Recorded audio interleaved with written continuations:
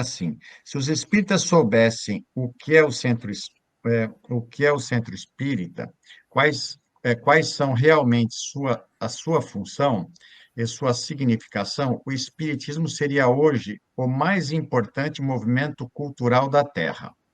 Mas é uma afirmação forte, né? O Herculano, ele coloca aí tanto a doutrina quanto o papel do centro espírita, lógico, separando doutrina a essência, o centro espírita é a forma que pode ser, o centro pode ser modificado, a doutrina não, né? Pelo menos a gente não vê necessidade disso hoje. Mas, enfim, Orson, muito obrigado pela sua presença aqui conosco, e você tem 10 minutos para fazer a sua consideração da maneira que você entender, para depois a gente começar a interagir com perguntas e respostas. Muito obrigado, Alain. Eu quero inicialmente cumprimentar a USE, a diretoria da USE aqui presente, né, patrocinando um evento como esse de máxima importância. Cumprimentar os nossos amigos que estão acompanhando ao vivo aqui e também aqueles que verão gravado depois, porque, sem dúvida, a USE, a nossa União das Sociedades Espíritas do Estado de São Paulo, tradicionalmente com seus congressos através dos anos, essa é a 19ª edição, ela tem oferecido uma contribuição muito vasta ao entendimento, à vivência do Espiritismo. Eu quero dizer que, ao mesmo tempo que cumprimento os amigos, agradeço a oportunidade, mas quero reafirmar que nós temos um tesouro nas mãos, que é a codificação espírita de Allan Kardec, né? Eu fico impactado com a atualidade de Kardec. Nós estamos com quase 200 anos de publicação do Livro dos Espíritos, faltam algumas décadas ainda e está muito próximo isso, né?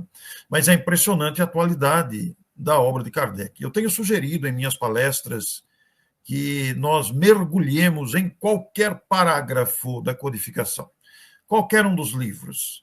Mergulhemos um parágrafo qualquer e adentremos a importância daquele texto.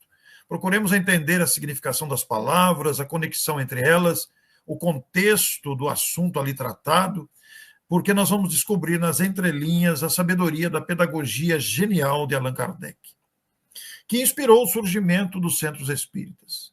E eu quero cumprimentar o Ivan aqui com muita ênfase, quero parabenizar o Ivan pela sua apreciação, por esse panorama tão vasto que ele nos ofereceu em poucos minutos.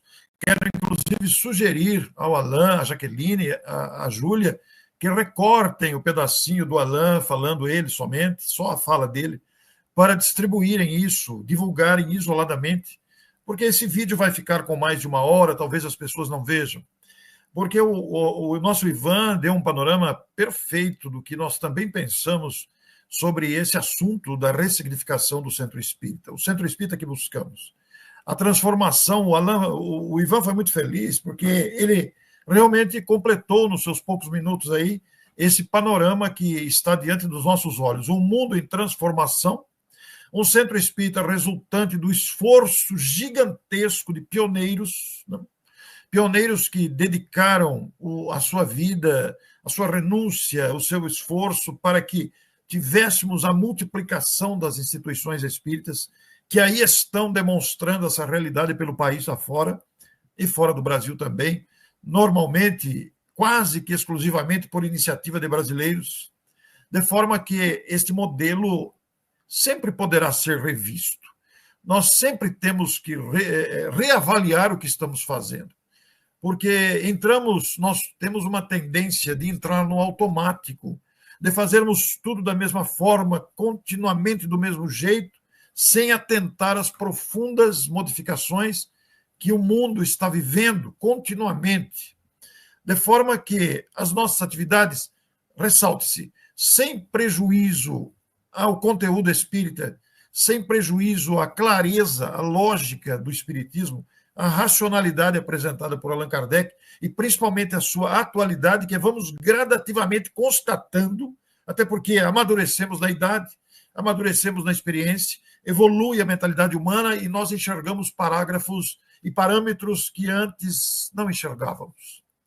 Então, o Centro Espírita está convidado a se reolhar, a olhar para dentro de si mesmo, porque muita gente reclama que não há comprometimento, que a frequência cai, Muita gente diz que houve uma diminuição de público. E nós estamos avaliando isso, estamos pensando por quê, qual é a causa? Por que esse descompasso? Por que isso tem acontecido? Temos que perguntar a nós mesmos, aqueles que estamos atuando ali. Será que está cansativo? Será que está monótono? Será que está desgastante? Ao lado de uma doutrina que é dinâmica por si só, ao lado de uma doutrina que é atraente por si só pela sua lógica, pela sua racionalidade? O que está causando esse descompasso que há entre a grandeza lógica da doutrina espírita e as atividades dos centros espíritas? Eu tenho viajado bastante pelo Brasil. Nas minhas constantes viagens, eu encontro as mais diversas situações, mas em todas elas eu encontro dedicação. Há muita dedicação, Brasil afora. Dedicação motivada naturalmente pela grandeza do espiritismo. E quando pensamos na frase do Herculano, motivação aqui desses primeiros minutos, tão bem explanada pelo nosso Ivan, nós ficamos a pensar que, como disse o Ivan, na década de 70, era o hoje do Herculano, dito lá, e que atravessou as décadas, chega até nós, novamente nos desafiando. Porque será que não estamos sabendo realmente o que é um centro espírita? Se soubéssemos, seria hoje a mais importante instituição cultural do planeta, doutrinariamente falando, por força do seu conteúdo. Então, parece-nos que estamos esquecendo de adentrar esse conteúdo, porque a doutrina espírita, a causa espírita constante das obras da codificação, inspirou, ensejou o surgimento das casas espíritas, que procuraram se estruturar, fruto de um modelo que foi construído através da experiência de muitos. Todos sabem como isso se desenvolveu. Normalmente os grupos surgiam em ambientes domésticos, fruto da mediunidade de alguém, e depois esses centros foram se estruturando, se adaptando, né?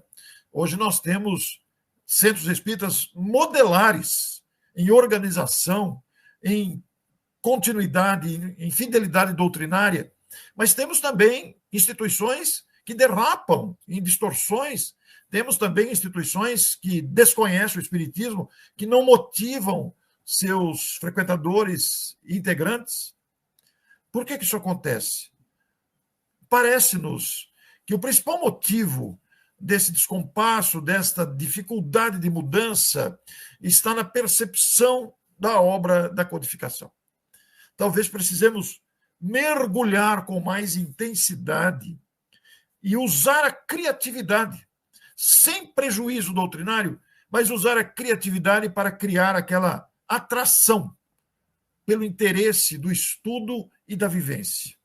Essa atração não é com o uso de sensacionalismo.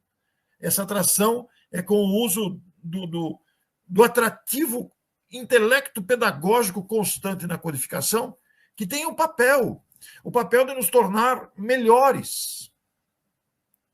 E como está dizendo a Ana Paula aqui, comprometimento sem melindres.